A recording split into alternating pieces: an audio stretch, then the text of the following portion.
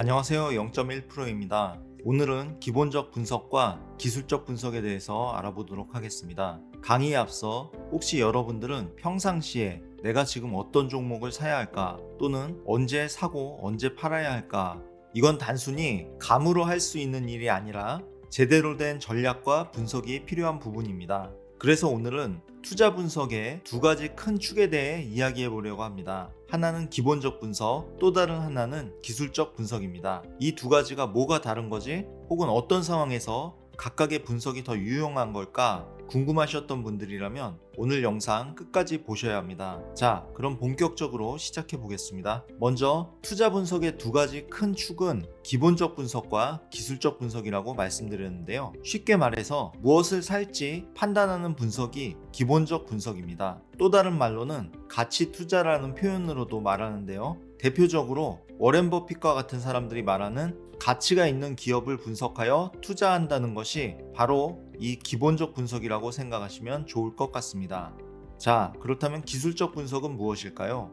기술적 분석이란 언제 사고 팔지를 결정하는 분석이라고 생각하시면 됩니다. 여러분들이 이전에 보셨던 매매 기법들이 여기에 해당한다고 보시면 되겠습니다.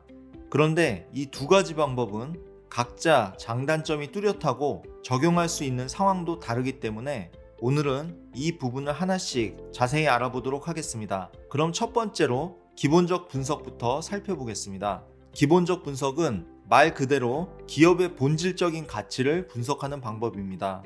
이 기업이 돈을 잘 벌고 있나? 앞으로 성장 가능성은 얼마나 될까? 이런 질문에 답을 찾는 과정입니다.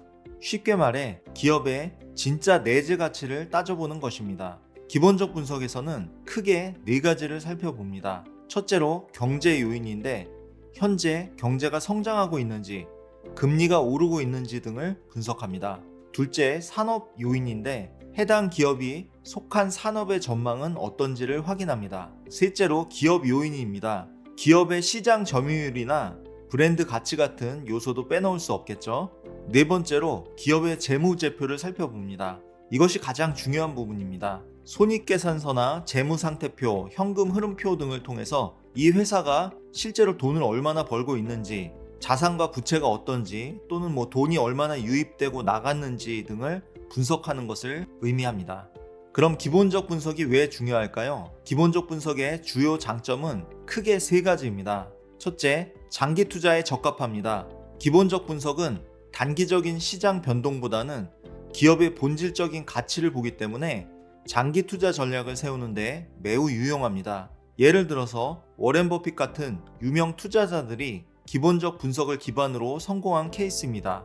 둘째로 실제 가치 확인 주가가 현재 저평가됐는지 혹은 거품이 끼어 있는지를 판단할 수가 있습니다. 좋은 종목을 싸게 사는 기회를 잡을 수 있다는 점이 강점이 되겠습니다.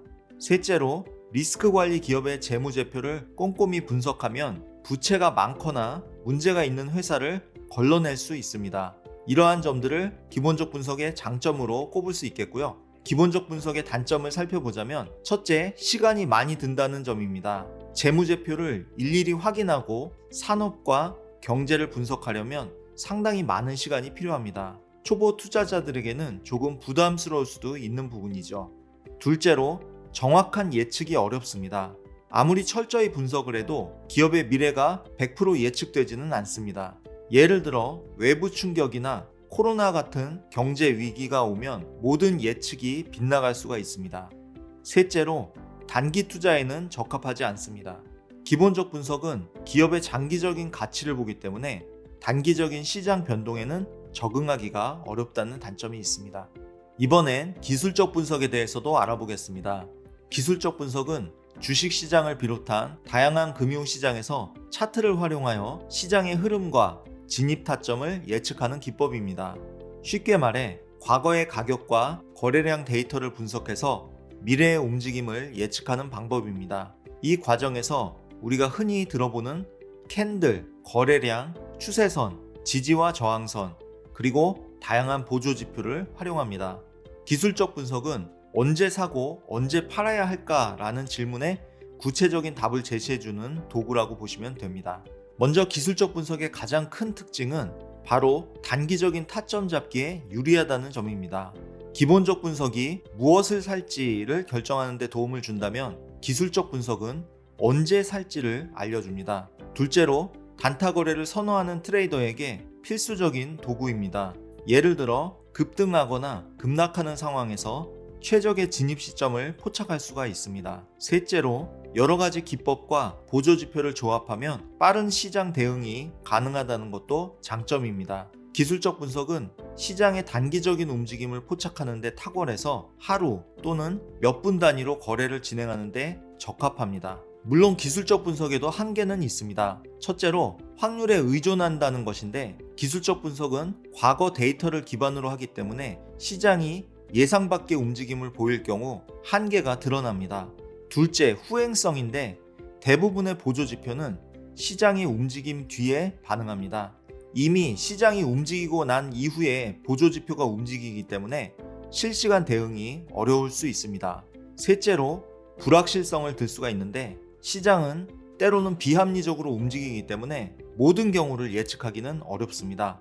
그렇다면 이런 한계를 어떻게 보완할 수 있을까요? 기술적 분석을 통한 보완 방법은 크게 두 가지로 볼 수 있습니다.